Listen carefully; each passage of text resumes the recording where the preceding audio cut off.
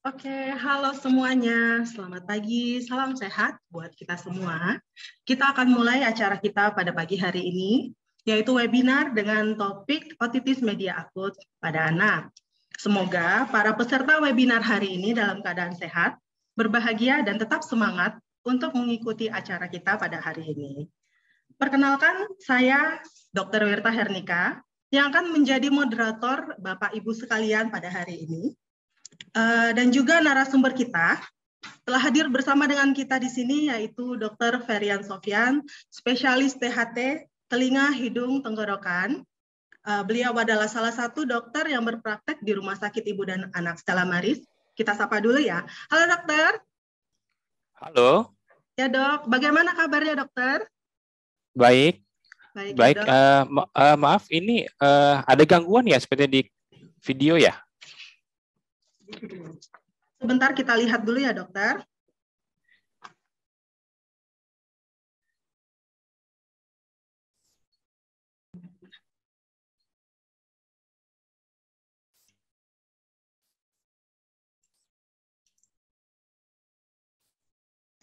Ya, baik. Mohon gambar maaf. Saya nggak muncul ya? Iya dokter. Gambar saya tidak muncul? Tidak, belum dokter. Belum ya? Iya dokter. Oke, buat peserta mohon kesabarannya, kita ada sedikit gangguan teknis, sedang akan diperbaiki oleh teknisi kita.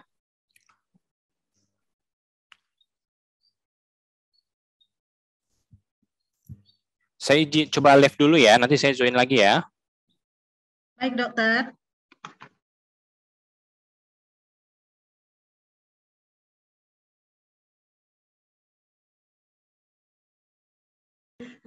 Baik, untuk sementara Dokter Ferian mungkin akan segera bergabung dengan kita.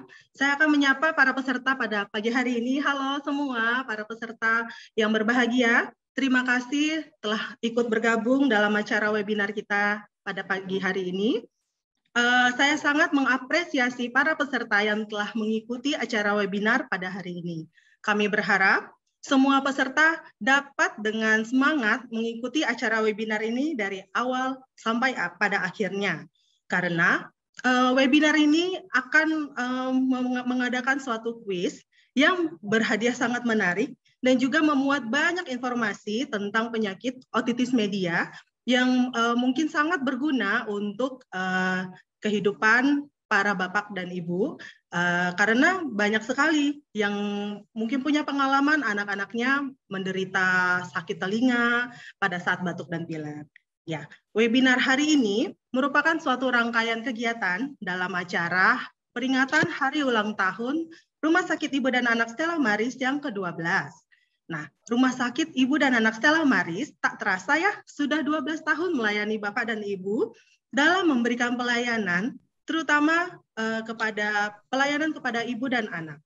Ya, begitu juga kami ingin menyapa Moms and Dad yang merupakan suatu bagian dari Stella Family yang membuat kami juga semakin bersemangat untuk menjadi yang terbaik hari demi hari.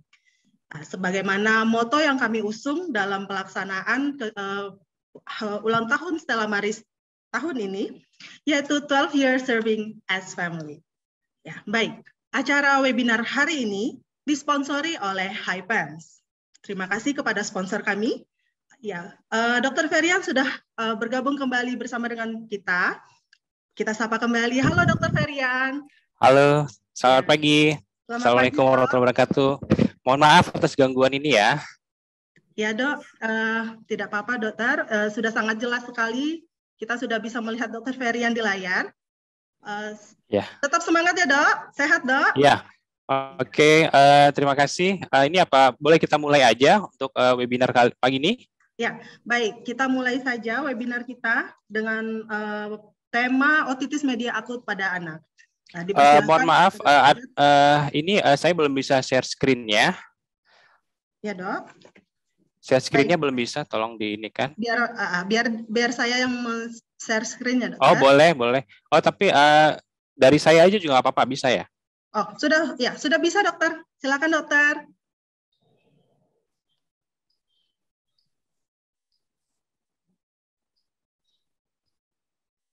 Ya, apa sudah kelihatan? Sudah, Dokter. Sudah jelas. Ya, oke. Terima kasih. Baiklah. Assalamualaikum warahmatullahi wabarakatuh. Dan selamat pagi semuanya kepada para peserta webinar pagi ini ya.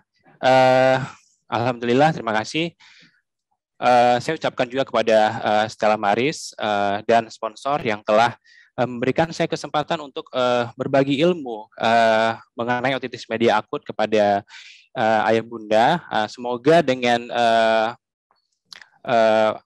pagi ini kita bisa sama-sama untuk lebih berhati-hati kepada si kecil yang mengalami ISPA ya, agar tidak terjadi suatu kasus otitis media akut pada anak. Ya. Apa itu otitis media akut sendiri adalah suatu peradangan pada sebagian ataupun seluruh mukosa di telinga tengah ya. Di sini ada tuba estesius, kemudian antrum mastoid dan sel-sel mastoid. Nah, biasanya otitis media akut ini dia terjadinya kurang dari 3 minggu ya. Bila lebih dari 3 minggu itu tidak disebut otitis media akut lagi ya. Nah, pada akhir perjalanan dari penyakit ini akan terjadinya suatu penumpukan cairan ataupun peradangan di telinga tengah. Nah, kapan usia tersering terjadinya oma pada anak? Nah, dari data yang saya dapat ini biasanya sangat rentan pada usia 3 bulan dan 3 tahun ya. Mohon maaf, Dokter. Maaf, ya? Dokter, sebelumnya saya menyela. Ini PowerPoint-nya masih belum nampak, Dokter. Boleh? Belum nampak? Iya, dokter, maaf. Apakah boleh tidak di-display, dokter? Jangan di F5 begitu, dokter. Tidak di display. Iya, dokter.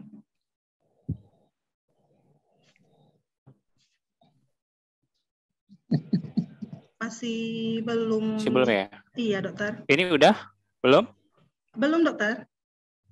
Atau coba diambil dari, atau coba kalian aja ya yang ini atur.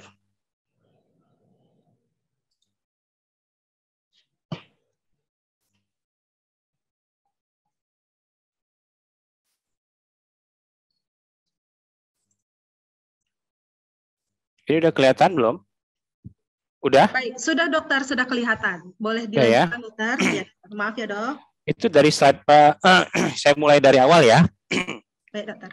Ya, nah jadi otitis media akut ini adalah suatu peradangan pada sebagian ataupun seluruh mukosa telinga tengah ya, melibatkan tubuh estesius, kemudian antromastoid dan sel-sel mastoid. Nah ini biasanya terjadi kurang dari 3 minggu penyakit ini ya, yang ditandai dengan adanya penumpukan cairan dan peradangan di telinga bagian tengah.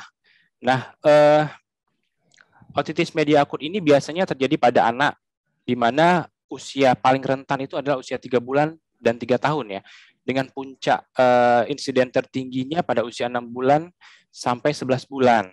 Nah, dari beberapa penelitian yang dilakukan oleh Umar dan Simbolon 2013 dan 2018, ini anak usia dengan 2 sampai 5 tahun ini paling sering mengalami otitis media akut. Nah, untuk penelitian dari Ravinder mengatakan bahwa anak usia 6 sampai 12 bulan ini paling sering mengalami otitis media akut. Lalu pada usia 80% pada anak-anak usia 3 tahun paling tidak minimal 1 kali mengalami otitis media akut, dan 40% pada anak usia 0 sampai 7 tahun ini dari data didapatkan mengalami lebih dari 6 kali mengalami otitis media akut. Nah, penyebab dari otitis media akut ini seperti kita ketahui adalah mikroorganisme ya, yang paling sering menyebabkan otitis media akut ini diantaranya bakteri seperti Streptococcus pneumonia yang paling sering ya, 50% dari seluruh dari penyebab otitis media, kemudian diikuti oleh Haemophilus influenza, Moraxella catarrhalis, dan Staphylococcus aureus, dan ternyata dan virus juga bisa menyebabkan otitis media akut. Nah, infeksi-infeksi dari virus dan bakteri ini apabila daya tahan tubuh daya tahan tubuh kita pun daya tahan tubuh anak kita tidak kuat untuk melawan invasi kuman, maka ini bisa menjadi pemicu terjadi otitis media.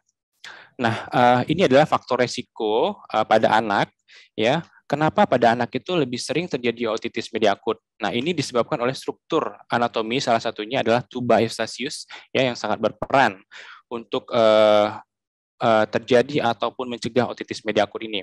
Nah, pada anak dan dewasa ini kita bisa lihat bahwa tuba eustachius pada anak ini dia lebih pendek ya, kemudian dia lebih mendatar, lebih horizontal ya dibandingkan pada orang dewasa.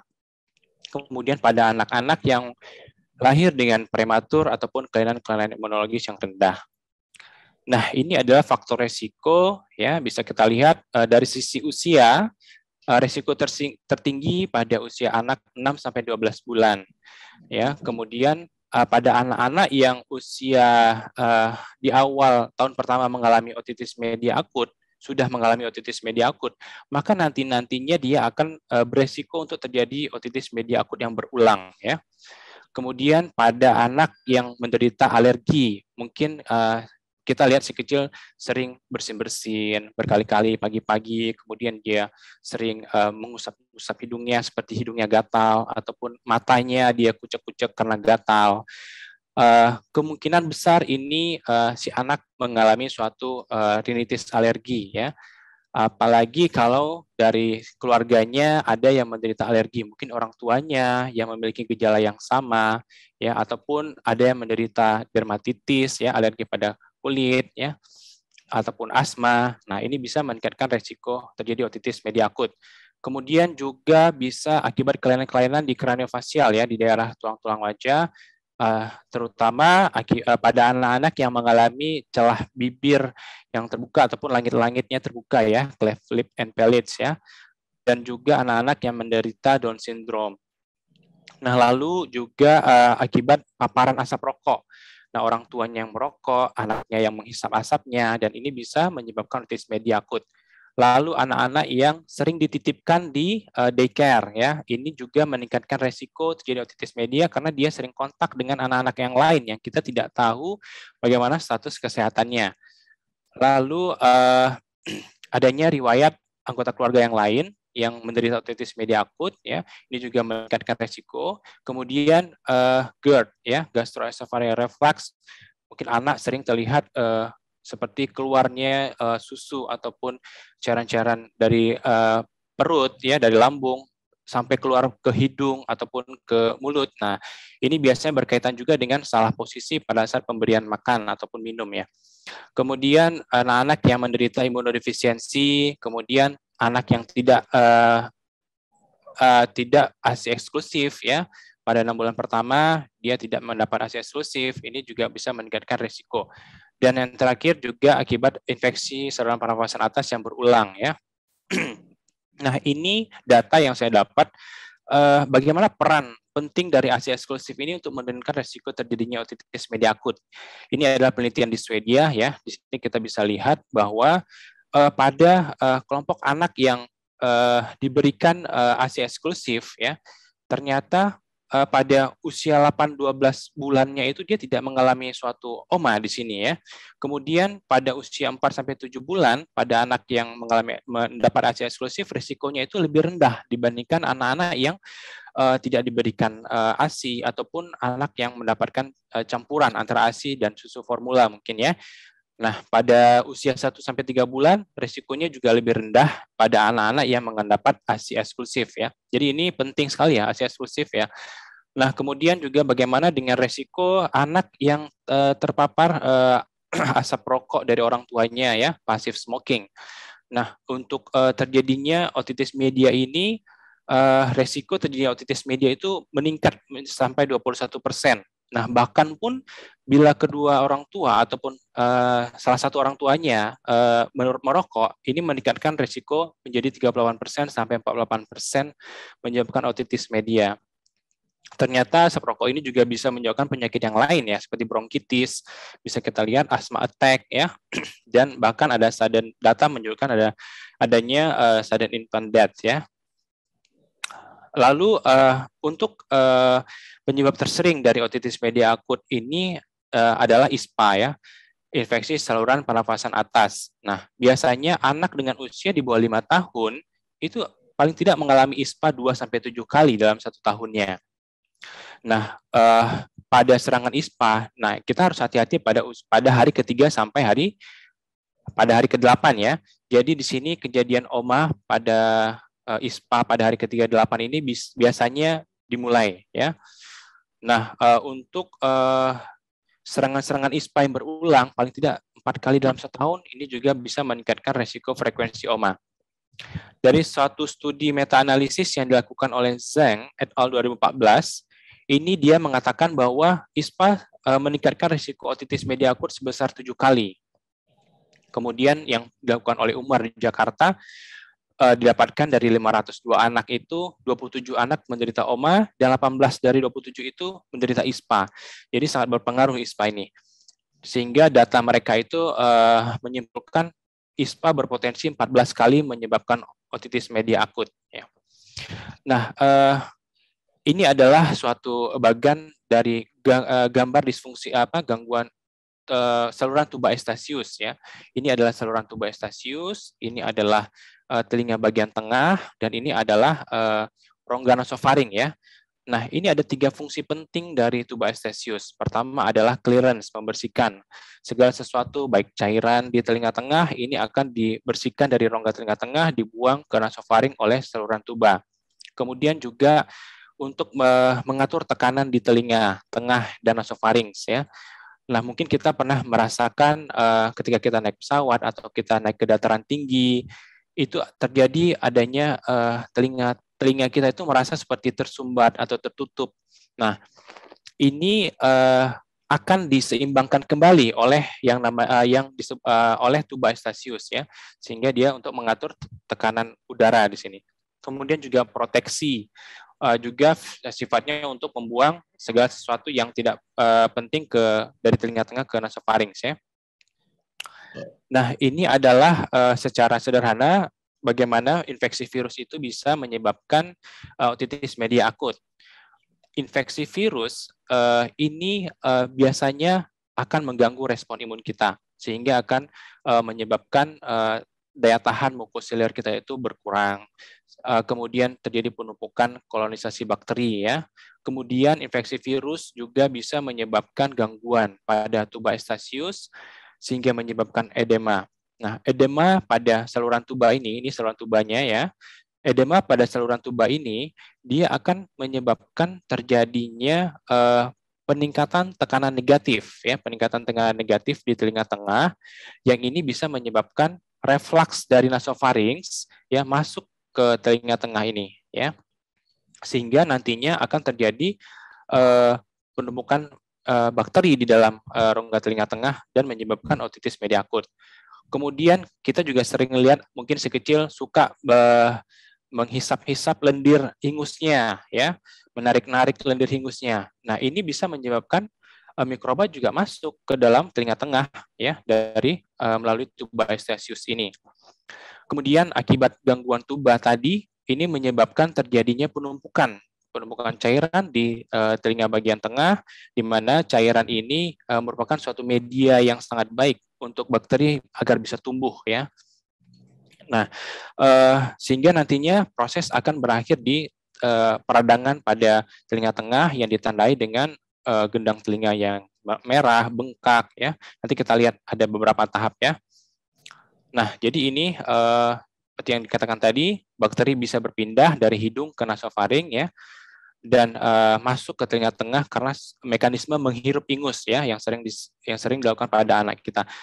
Lalu juga normalnya saluran tuba ini kan dia terbuka untuk drainase sekret dari telinga tengah menuju nasofaring. Nah, ISPA ini akan menyebabkan bengkak pada mukosa nasofaring dan menyebabkan gangguan buka tuba Eustachius sehingga cairan di telinga itu tidak bisa keluar ke nasofaring. Sehingga hambatan ini akan membuat tekanan negatif tadi ya, seperti yang dikatakan tadi, dan terjadi kolonisasi bakteri di telinga tengah. Kemudian tekanan negatif ini akan menyebabkan retraksi dari gendang telinga. Gendang telinga itu akan seperti tertarik ya, dan ini akan menyebabkan penumpukan eksudat, penumpukan cairan-cairan di telinga tengah. Lalu cairan tersebut dia akan mendorong gendang telinga kita karena dia ingin keluar, tapi dia tidak bisa keluar dari tuba Eustachius yang tersumbat dan juga tidak bisa keluar ke telinga bagian luar karena ada gendang telinga, sehingga dia akan mendorong gendang telinga tersebut. Ya. Nah, bagaimana untuk mendiagnosisnya? Pertama, untuk diagnosis bisa ditegakkan bila memenuhi 3 kriteria. Yang pertama, munculnya penyakit secara mendadak dengan onset kurang dari 3 minggu, kemudian ditemukan tanda-tanda efusi ya, pengumpulan cairan di telinga tengah, kemudian ditandai dengan gendang telinga yang menggembung atau bulging, kemudian gerakan pada gendang telinga terbatas atau tidak ada, dan adanya bayangan cairan di belakang gendang telinga ya.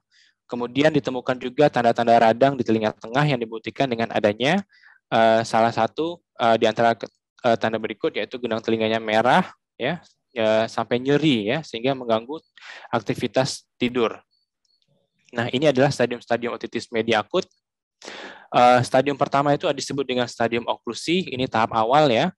Di sini biasanya kita akan merasakan pendengaran kita akan mulai berkurang ya, dan agak sedikit nyeri, tetapi belum dijumpai demam di sini.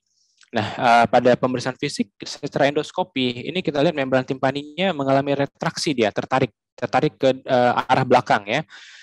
Dan membran timpani masih tampak normal ya, namun refleks cahayanya mulai menghilang. Nah, ini adalah stadium hiperemis.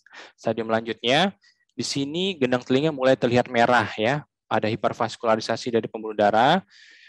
Di sini terjadi penurunan pendengaran yang mulai meningkat, kemudian terkadang kita sering merasa berdengung ya, tapi ini biasanya dikeluhkan oleh orang dewasa ya, karena kalau anak-anak nggak bisa ya mengekspresikan apa keluhannya.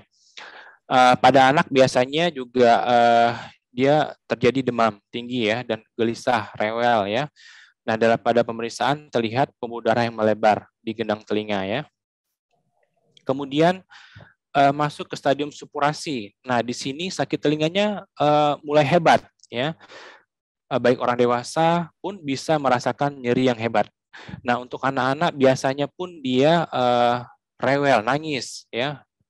Biasa paling sering itu pada tengah malam, ya, anak lagi tidur tiba-tiba terbangun, dia nangis tiba-tiba dan bilang telinganya sakit, ya. Nah, lalu pasien di sini mengalami demam dan bahkan juga bisa kejang karena demam tinggi ini, ya. Nah, pada pemeriksaan fisik kita lihat gendang telinganya ini dia menonjol ke arah telinga bagian luar, ya, bulging dia, bengkak. Di sini kita bisa lihat di warna yang agak seperti keputih-putihan ini biasa cairan-cairan yang terkumpul di balik gendang telinga ini. Nah, apa yang terjadi bila tidak diobati, maka gendang telinga itu bisa pecah, ya, berlubang sehingga keluarlah cairan kekuningan tadi, ya. Nah, biasanya pada fase ini si anak dia sudah mulai tenang, tidak sakit lagi, tidak nyeri, demam bisa turun, tetapi ditandai dengan adanya cairan. Nah, bila daya tahan tubuh baik ataupun virulensi kumannya tidak terlalu tinggi, maka gendang telinga tadi tidak sempat pecah, dia akan resolusi kembali, dia akan sembuh sendiri, ya, sehingga lama-lama akan menjadi normal kembali. Dan kalaupun pecah, nanti sekretnya akan berkurang dan menjadi kering. Ini adalah kalau untuk tipe-tipe pecahnya gendang telinga itu bervariasi, ya, ada yang kecil, ada yang besar, ya. Sehingga diagnosis untuk tata laksana ISPA pada anak ini harus segera mungkin, sedini mungkin harus dilakukan dengan benar. Kemudian gejala-gejala umum seperti hidung tersumbat, beringus, batuk, ya, sakit tenggorokan, ataupun gejala-gejala lainnya seperti demam dan menurunnya nafsu makan dan gelisah pada saat tidur. Sehingga diagnosis yang cepat ini memudahkan kita untuk mengambil keputusan apakah perlu antibiotik atau tidak di sini, ya. Nah, ini adalah bagian yang saya ambil untuk penata laksanaan otitis media akut. Nah, biasanya untuk pengobatan nyeri dan demam ini biasanya diberikan obat penurun panas ataupun obat nyeri, ya. Kemudian kita lihat bagaimana usia anaknya. Biasanya kalau usia di bawah 6 bulan dengan daya tubuh yang tidak belum bagus, ini bisa dimulai dengan pemberian antibiotik. Kemudian bila dia di atas 6 bulan, nah ini kita lihat pemeriksaannya gimana. Apakah gendang telinganya bengkak, kemudian ada gejala demam yang di bawah 39. Nah, kalau seperti ini biasanya kita berikan pengobatan untuk penurun panas ataupun nyerinya saja.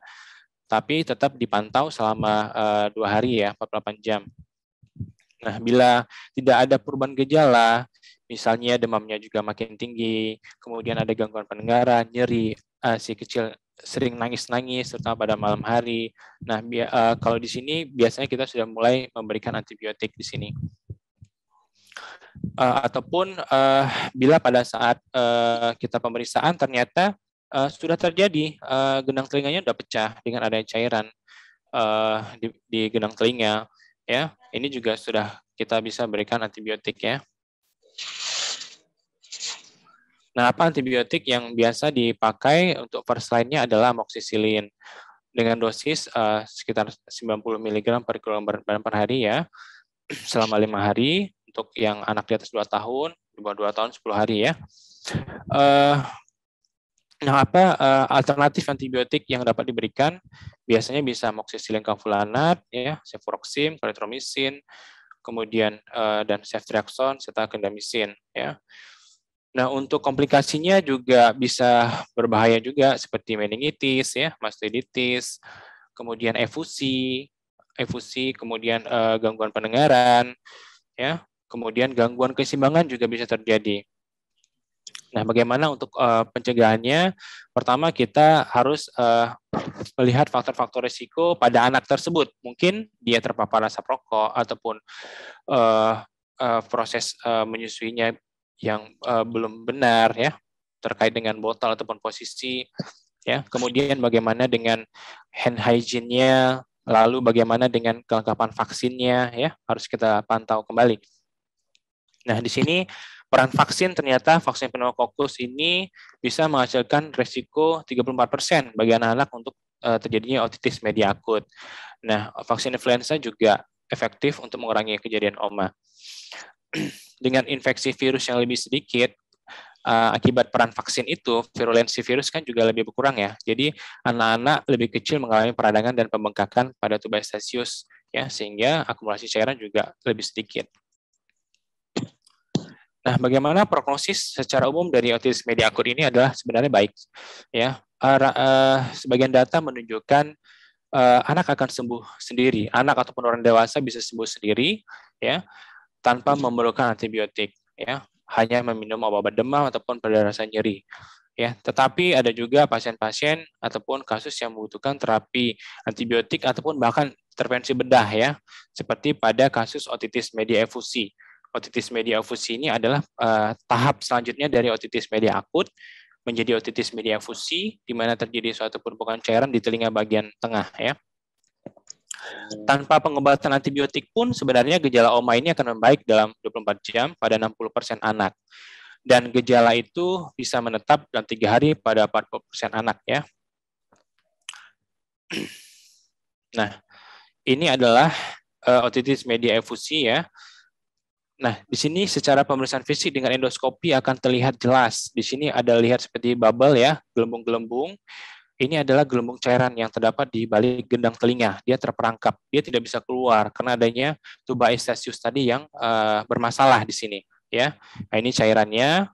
Nah, lalu, biasanya untuk kasus-kasus seperti ini bisa bila didapatkan cairan di telinga bagian tengah itu menetap sampai 3 bulan atau lebih, ya, ini biasanya bisa menyebabkan gangguan pendengaran ya, gangguan pendengaran, kemudian gangguan keseimbangan, kemudian performance sekolahnya menurun ya, ataupun ketidaknyamanan pada telinga sehingga nantinya akan menyebabkan kualitas hidup si anak itu berkurang ya. Nah, untuk hal-hal seperti ini dengan jangka waktu 3 bulan tidak ada perbaikan otitis media efusi, maka ini bisa bisa masuk ke intervensi bedah ya, pemasangan timpanostomi ya. Nah, apa itu timpanostomi tube? Nah, timpanostomi tube ini adalah memasang alat di gendang telinga ya, dengan tujuan drainase. Jadi intinya kita mengeluarkan cairan di telinga tengah yang tertumpuk ini keluar ke telinga bagian luar melalui tube ini ya.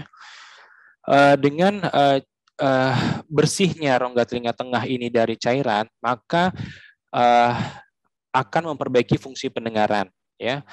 Dengan fungsi pendengaran yang baik, gangguan keseimbangan juga akan lebih kembali sembuh. Ini akan meningkatkan kualitas hidup anak lebih baik.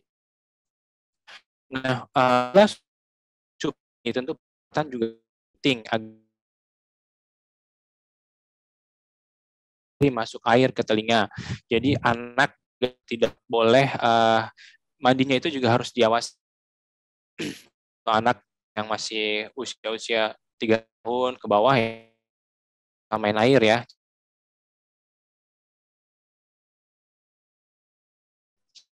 Lalu titik tetes telinga titik ke telinga bagian tengah. Biasanya ini golongan ciprofloxacin, dinasi dengan fluon juga bisa ya.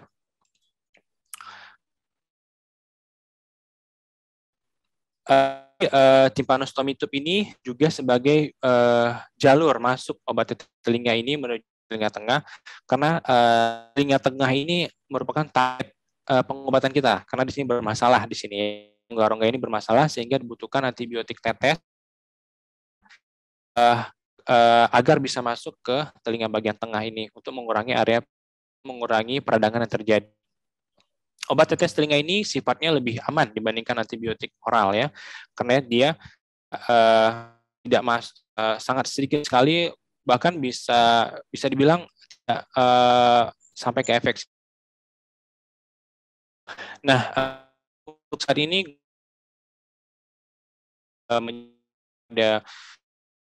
itu adalah golongan ciprofloxacin yang sudah di-approve ya untuk digunakan pada gendang telinga.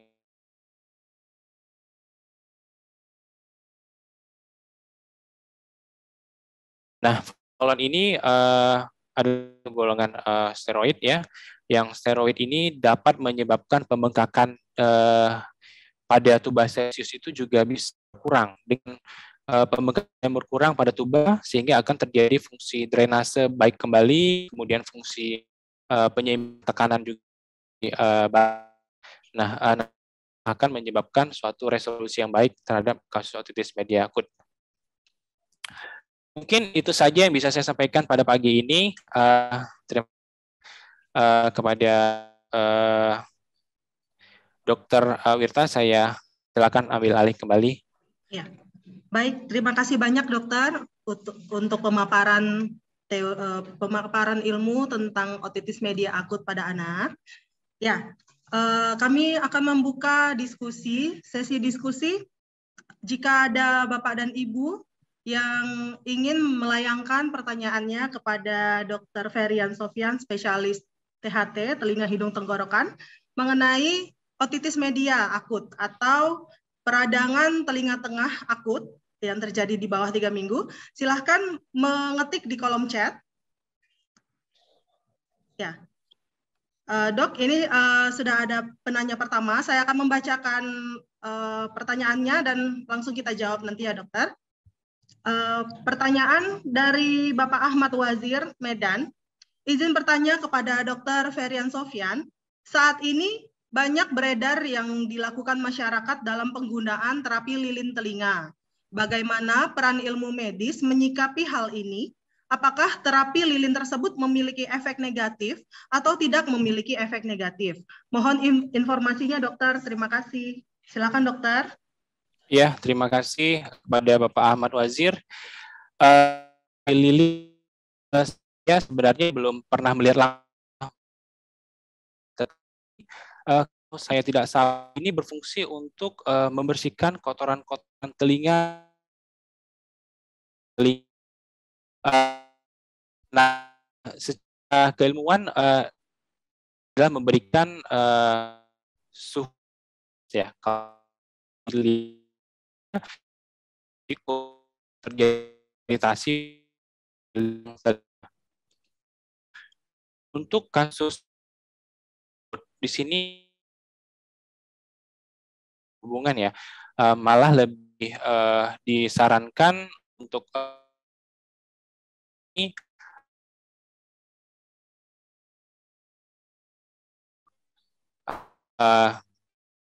sifatnya menghirup ya, seperti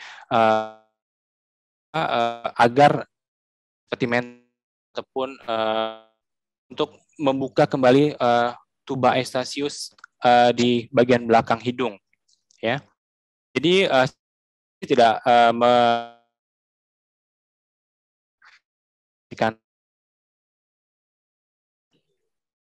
Terima kasih. Ya, terima kasih dokter untuk jawabannya. Baik, jika masih ada pertanyaan, silahkan diketikkan di kolom chat. Ya, ini ada penanya kedua dokter dari Rosmiati. Saya mau nanya dok, kemarin anak saya juga mengalami OMA. Terus kami kasih obat tetes telinga yang isinya kloramfenikol. Pertamanya sembuh, lalu lama-lama kok makin bengkak dan keluar pus dan demam tinggi. Bagusnya dikasih apa ya dok? Terus apa penyebabnya? Kok bisa sering anak saya mengalami OMA? Hampir dalam setahun ada 3 kali. Dari Rosmiati di Aceh Singkil. Terima kasih. Silakan dokter. Terima kasih Ibu Rosmiati. Ini saya lihat dulu. Pertama kit ini diberikan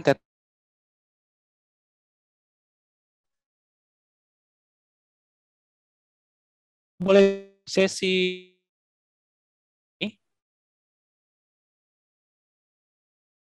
langsung Dokter Wirta. Ya dokter.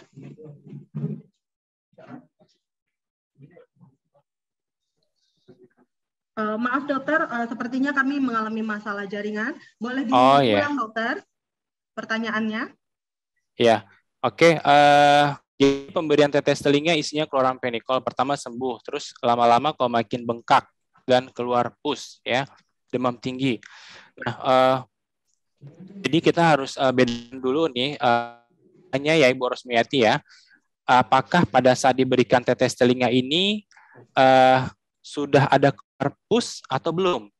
Atau masih bila belum keluar pus, artinya gendang telinga pecah di sini ya. Kalau gendang telinga belum pecah, tetes telinga ini tidak bermanfaat, Bu.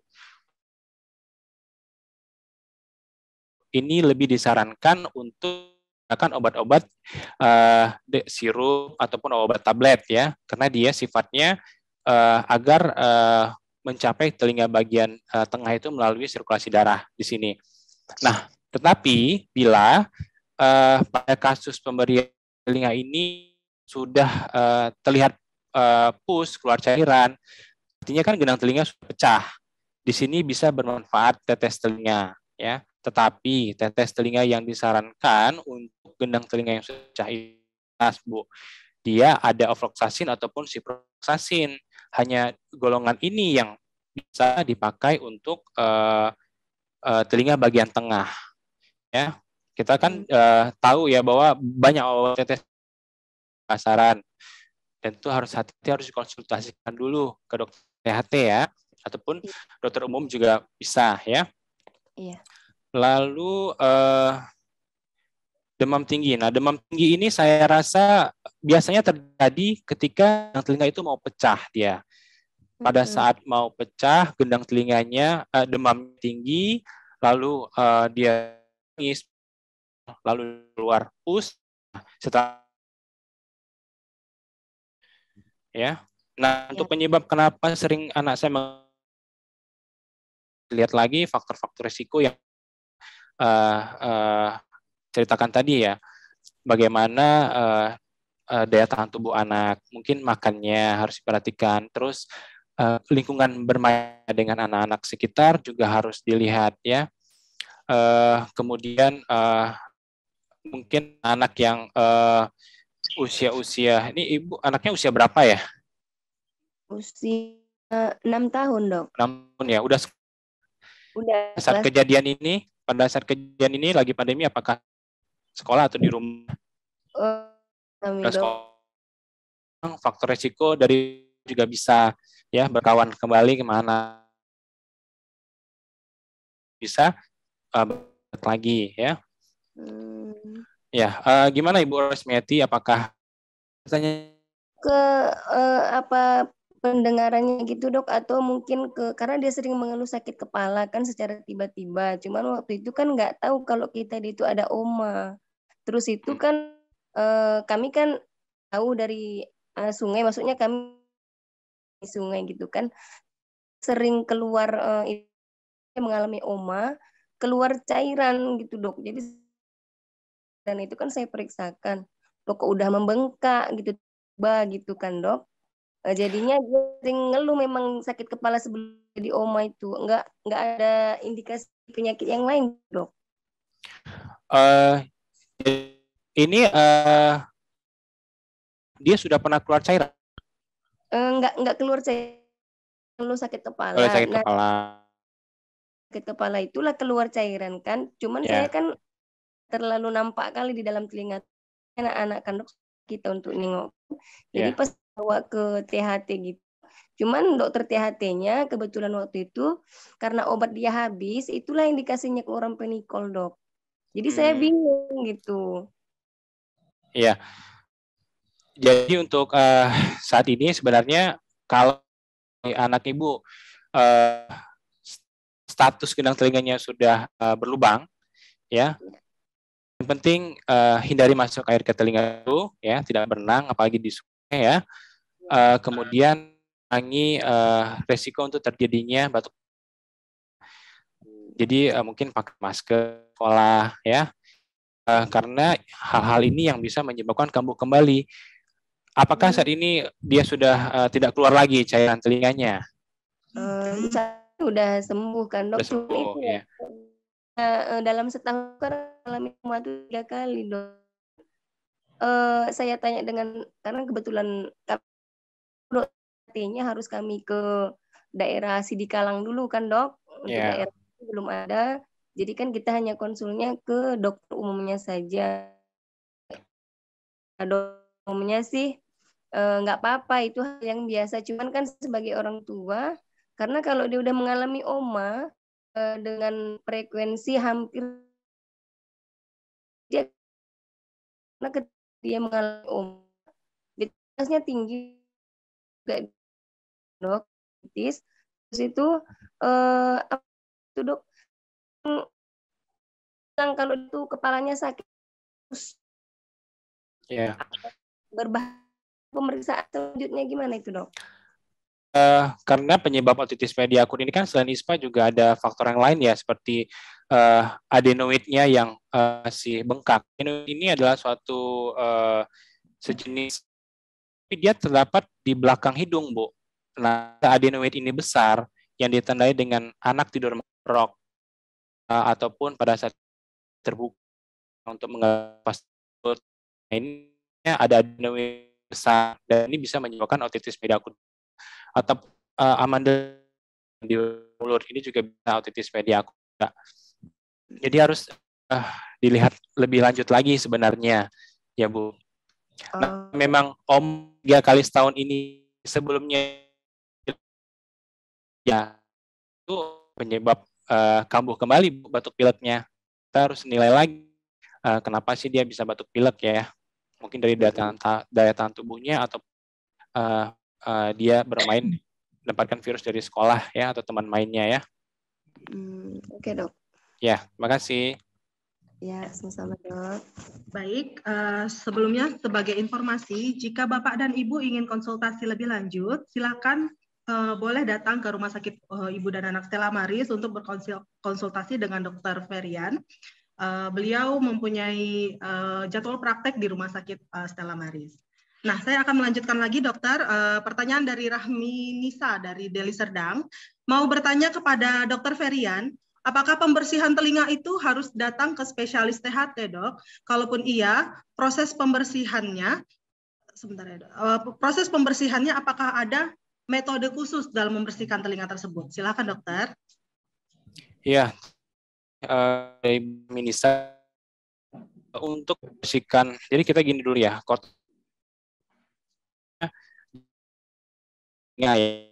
di liang telinga itu ada suatu kelenjar yang memang di kotoran telinga.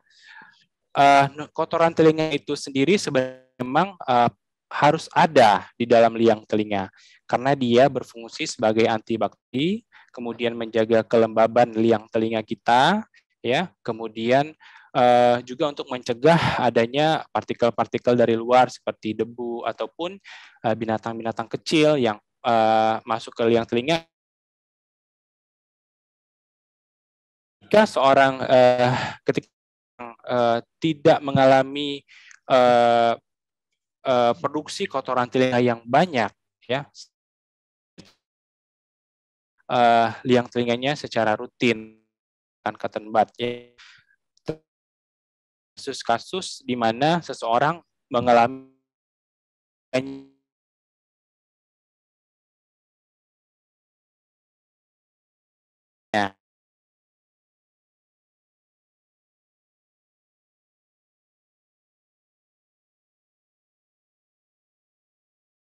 menyebabkan kotoran telinga yang di dalam itu dia makin terdorong ke dalam. Nah, bila terdorong ke makin sulit untuk mendengar dan bisa mencederai gendang telinga. Nah, jadi untuk kasus seperti ini maka disarankan untuk dibersihkan di dokter THT.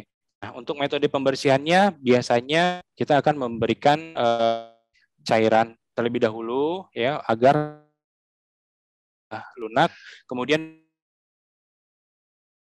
juga bisa di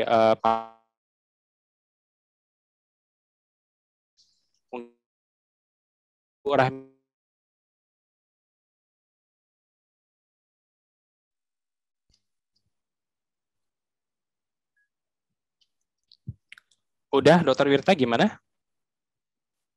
Satu lagi pertanyaan dari Bapak Daus. Bentar ya, dokter. Nah, mau bertanya dokter, saat kita memandikan anak kita, kan kita sangat menjaga supaya air tidak masuk ke kuping anak. Apakah jika air itu masuk ke kuping itu berbahaya? Dan bagaimana cara kita mengetahui saat kuping anak kita kemasukan air atau tidak? Apakah harus ada air yang keluar atau kita tiup atau bagaimana? Terima kasih dokter. Pada Bapak Daus, jadi memang sebisa mungkin saat mandi itu telinga ya.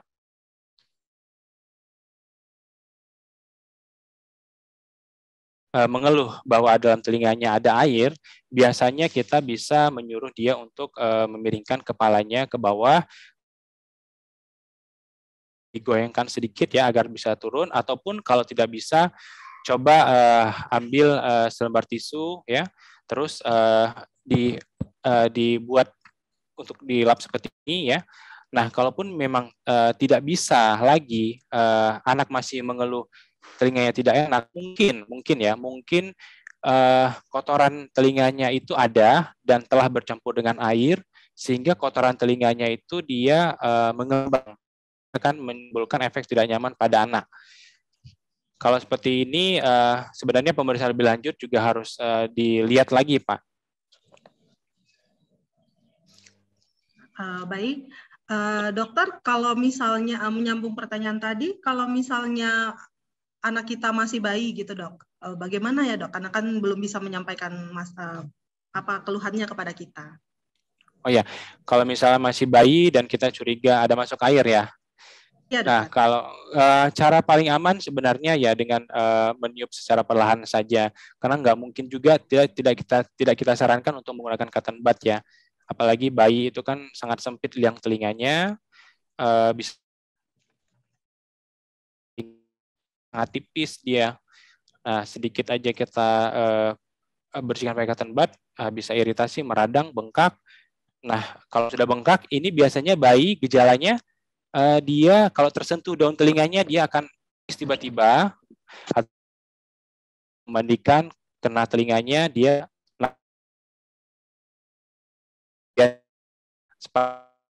bayi juga tidak akan mau mengenai telinganya ke tempat tidur. Ya, ini bisa diperhatikan habitnya bayi pada saat menyusui ataupun pada saat tidur ya.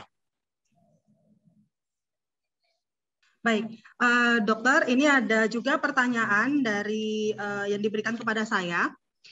Apakah gendang telinga yang pecah tadi karena otitis media ini dapat tertutup kembali, dokter? Lalu yang kedua, apakah dampak terburuk bila otitis media itu tidak diobati? Bisakah anak ke depannya menjadi budak atau kurang pendengaran waktu dia dewasa? Terima kasih, dokter. Ya, terima kasih. Jadi untuk kasus yang sudah perforasi, ini tergantung dari perforasinya juga. Bila perforasinya sangat kecil sekali, kemungkinan besar untuk tertutup kembali itu sangat besar. Namun apabila perforasinya besar, rata-rata dari kasus-kasus yang saya lihat ini sangat sulit untuk tertutup kembali karena penyebabnya infeksi. Nah, gendang telinga yang telah perforasi itu kan dia membutuhkan waktu untuk healing ya, untuk sembuh, untuk tumbuh. Nah, pada saat dia tumbuh ini, terkadang anak akan mengalami frekuensi ISPA yang berulang, sehingga menyebabkan gangguan kembali di tuba, bahkan bisa sampai terjadi penumpukan cairan kembali, penumpukan tumbuh lagi bakteri di situ, dan ini akan menyulitkan pertumbuhan gendang telinga itu sendiri. Ya, nah untuk kasus-kasus seperti ini, bila gendang telinganya perforasinya cukup besar, kemudian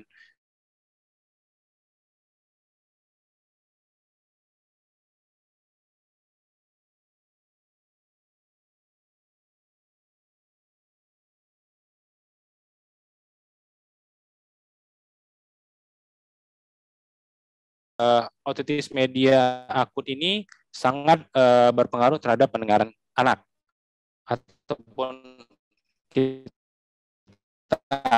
orang dewasa. Betul. Ya, masing-masing. Ya, betul, 80% pasien-pasien di Stella Maris itu bayi, anak-anak yang mengalami keluhan keluar cairan dari telinganya. Iya. Nah, baik. Jadi otitis media ini sangat berbahaya jika kita menyepelekan penyakit ini. Namun Bapak dan Ibu tidak perlu khawatir karena jika Bapak dan Ibu mempunyai anak-anak yang mengalami gejala otitis media, silahkan segera berkonsultasi dengan dokter THT. Di rumah sakit kita ada Dokter Ferian, dan penyakit ini juga sebenarnya bisa segera ditangani, yaitu dengan yang paling kecil atau yang paling sering adalah dengan pemberian antibiotik. Namun jika lebih dari 3 bulan terjadi suatu efusi, bisa juga kita tangani dengan suatu tindakan bedah. Nah, jadi tidak perlu khawatir. Otitis media ini juga dapat kita cegah dengan cara pemberian ASI. Jika pada bayi-bayi sejak bayi sampai dewasanya juga dapat kita cegah dengan cara meningkatkan imun kita ya dok ya, begitu ya dok, agar kita tidak sering terkena ISPA ataupun alergi. Nah, lalu kesimpulan yang lain adalah antibiotik tetes tadi lebih aman ya dokter untuk pemberian obat untuk otitis media ini, karena otitis media dengan yang perforasi tapi ya, yang sudah perforasi. Baik. Terima kasih dokter untuk pemaparannya, sangat jelas, sangat menarik dokter. Meski mungkin banyak sekali ada sedikit gangguan-gangguan, kami berharap tidak mengurangi antusiasme para peserta untuk mengikuti acara ini sampai akhir. Ya, sekarang kita akan ada kuis dokter. Kuis untuk topik otitis media yang tadi telah Dokter Ferian sampaikan. Tidak jauh-jauh nih pertanyaannya dari teori-teori tadi. Ya, kita akan menunggu untuk kita buka dulu link kuisnya. Para peserta, Bapak Ibu diharapkan untuk terus mengikuti webinar ini dan ikut serta dalam kuisnya. Ada hadiah yang menarik loh untuk 3 orang pemenang, yaitu masing-masing saldo OVO senilai 50.000 untuk juara 1, 2, dan 3. Nah, nggak jauh-jauh pertanyaannya nih, jika Bapak dan Ibu menyimak dengan sangat semangat dari awal sampai saat ini, saya rasa pertanyaan ini dapat dijawab dengan sangat baik. Ya, kita buka dulu linknya.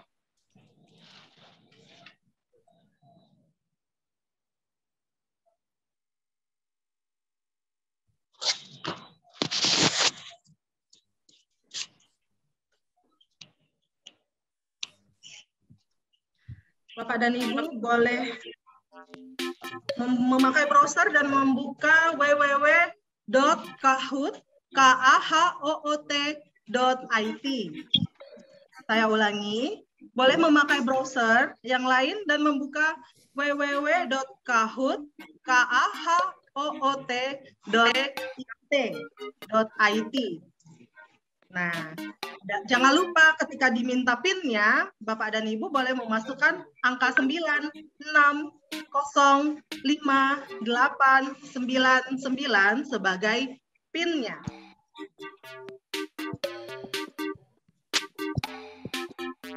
Ayo jangan malu-malu Bapak dan Ibu, silahkan diikuti. Pertanyaannya tidak susah. Jika mengikuti dari awal, pasti dapat menjawab pertanyaan ini. Pertanyaan kuisnya mempunyai 2 tipe soal, yaitu pilihan berganda.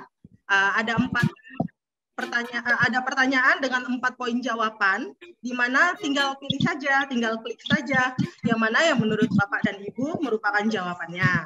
Lalu yang kedua adalah tipe pertanyaan true or false. True untuk benar dan false untuk salah. Nah, jadi nanti akan tampil di layar Bapak dan Ibu pertanyaan-pertanyaan tersebut, tinggal dipilih aja jawabannya. Bila ada masalah, boleh diketik di kolom komentar atau di kolom chat, sehingga kami bisa mengetahui dan membantu Bapak dan Ibu dalam pelaksanaannya. Ya, masih ada ada lima orang, 5 peserta yang sudah bergabung, yaitu Wirawan Siska, Nora Manik, Tiwi, Rita, dan Rama. Ayo bagi peserta yang lainnya, ada 29 peserta hari ini. Namun masih 5 nih yang bergabung. Ya, saya jelaskan kembali. Linknya ini bisa dibuka melalui browser. Jadi nggak dari kolom chat, namun Bapak Ibu boleh membuka di browser seperti di Chrome atau di Internet Explorer atau yang lain, itu boleh dibuka dan diketik www.kahoot.it www.kahoot.it dan memasukkan PIN gamenya 9605899. Ya, sudah ada. Belum muncul. Ya, soalnya belum muncul. Kita masih menunggu para peserta. Karena nampaknya masih malu-malu nih untuk mengikuti kuisnya. Masih ada 9 orang yang bergabung. Nggak muncul. Baik. Oke, nggak apa-apa. Sambil menunggu namanya keluar, buat peserta yang lainnya boleh ikut dan join ya di www.kahoot.it tadi. Jika masih ada masalah, boleh tulis di kolom komentar. Dan kalau misalnya nih namanya belum muncul, boleh dicek lagi karena kemarin juga ketika saya menjadi peserta seperti itu juga. Jadi boleh dicek lagi apakah kita sudah ada di layar, sudah ikut gitu, sudah menjadi peserta. Jika belum, bisa diulang kembali. Iya, mungkin ada masalah koneksi sedikit dari dari internetnya, tapi nanti akan muncul jika sudah terdaftar sebagai peserta. Tinggal masuk ke www.kahoot.it dengan memasukkan PIN 9605899. Ada Simatupang, Masta, Aprilia, Agus, Cynthia, Fazril, Albert, Ellen, Wirawan Siska, Nora Manik, Tiwi, Rita, dan Rama. Ayo. Ya, dicoba lagi untuk masuk. Kami masih menunggu para peserta untuk masuk ke link quiz ini. Karena ada hadiah yang ya lumayan ya, bisa untuk kita beri bisa untuk beli gorengan atau bisa untuk sekedar menikmati hari Sabtu yang sangat tenang, sangat teduh dan sangat dingin ini.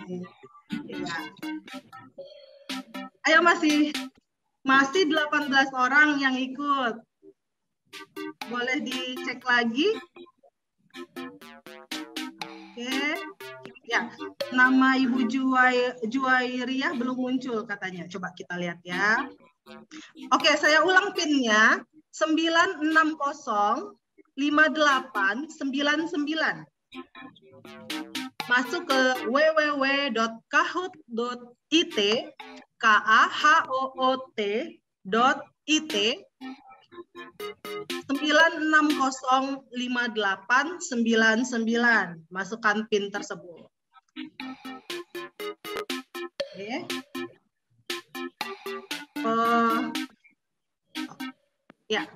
Ya, Ibu Rosmiati sudah masuk.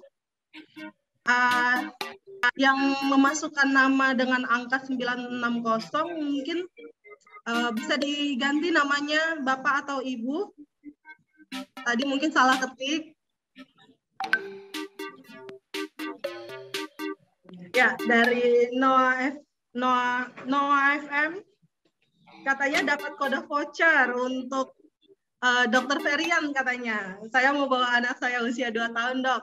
Ya, bisa nanti dipakai dengan potongan 50.000 itu. Ya, silakan. Silakan. Ya, jangan segan-segan ya Ibu Bapak untuk datang berkonsultasi langsung dengan dokter kita. Dokter Ferian ini merupakan dokter spesialis telinga hidung tenggorokan. Itu suatu masalah yang sangat sering tuh menjangkiti anak-anak kita. Jadi sangat penting sekali konsultasi langsung ini dengan dokter kita karena akan semakin jelas dan kita juga semakin merasa puas dengan penjelasan yang langsung didapati. Ya, mari kita ikuti kembali. Saya berikan waktu. Saya akan menghitung sampai 10 untuk waktunya. Kami akan menunggu sampai 10 hitungan.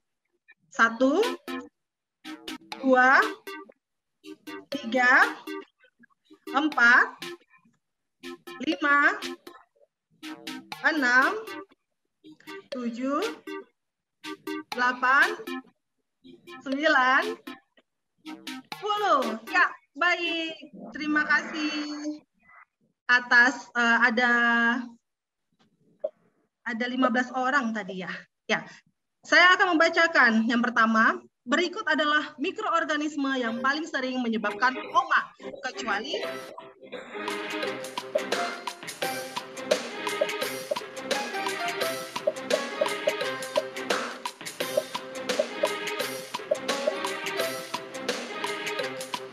dua, satu. Oke, selanjutnya. Jangan lupa ya Bapak Ibu, ini adalah game tercepat dan terbenar. Jadi nggak hanya benar, harus cepat juga. Yang kedua, pencegahan homa dapat dilakukan dengan memberikan vaksin pneumokokus dan vaksin influenza. Apakah benar, true, atau salah? Oh.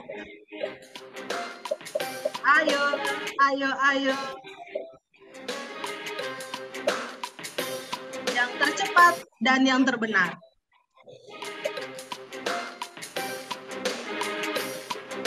Seru ya permainannya. Baik, ada 16 orang yang menjawab benar dan jawabannya adalah benar. Yang teratas sekarang posisinya dipegang oleh Wirawan Siska. Baik, yang ketiga, siapakah nama pembicara kita pada webinar kali ini? Silahkan dipilih dari 4 poin yang tersedia.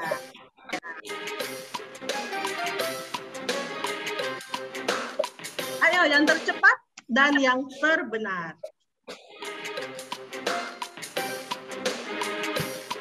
Ya, siapa yang jawabannya adalah Dr. Ferian Sofian. Siapa nih yang menjadi juara pertamanya ya dalam sesi ini?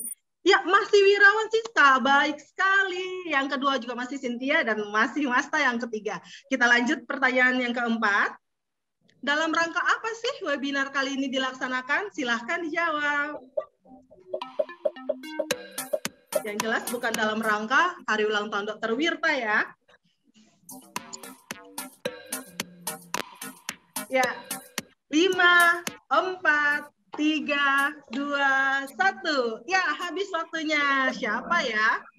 Ya, ulang tahun Stella Maris yang ke-12 dong pastinya. Siapa sih yang nomor satunya? Kita lihat dulu apakah ada yang mengalahkan Wirawan Siska. Wah, tampaknya Wirawan Siska ini merupakan juara bertahan. Yang kedua masih Cynthia dan masih Masta. Selanjutnya, ASI eksklusif menurunkan resiko terjadinya homa. Apakah true benar atau false salah?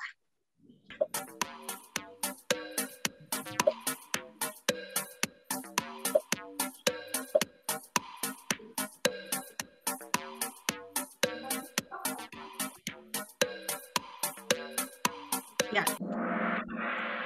Benar, jawabannya adalah true. Ya, Ibu Rita masih sudah merangkak naik, namun masih dipegang oleh Wirawan Siska yang pertama. Ya, kalah di jaringan katanya.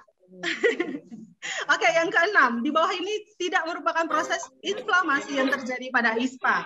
Adalah, ayo, ini harus dibaca baik-baik nih, kalau enggak. Ya, kayaknya saya diam aja dulu ya, nanti mengganggu konsentrasi. 4, 3, 2, 1, ya selesai. Banyak juga yang salah nih ya. Oke, siapa sih yang menjadi juara bertahan? Masih tetap Wirawan Siska. Namun posisi ketiga menjadi Tiwi, posisi kedua masih Cynthia. Ayo yang lain mana nih semangatnya? Lebih cepat lagi, penyebab homa adalah kemampuan invasi patogen lebih lemah dibandingkan daya tahan daripada pejabi.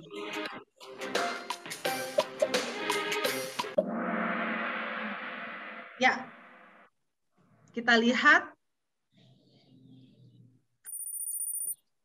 Wah, di sini ada tanda api di Cynthia nih yang menjawab highest answer streak katanya. Yang pertama masih Wirawan Siska, yang kedua Cynthia, dan yang ketiga masih Tiwi.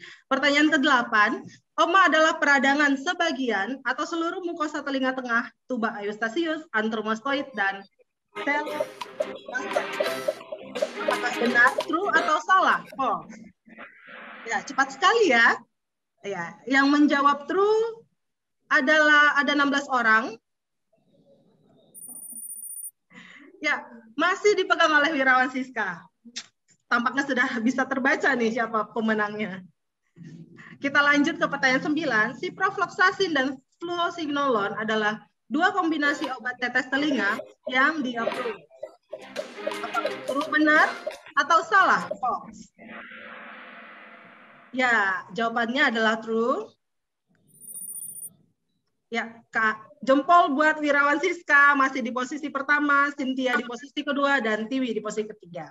Pertanyaan terakhir berikut adalah resiko perokok pasif pada anak-anak kecuali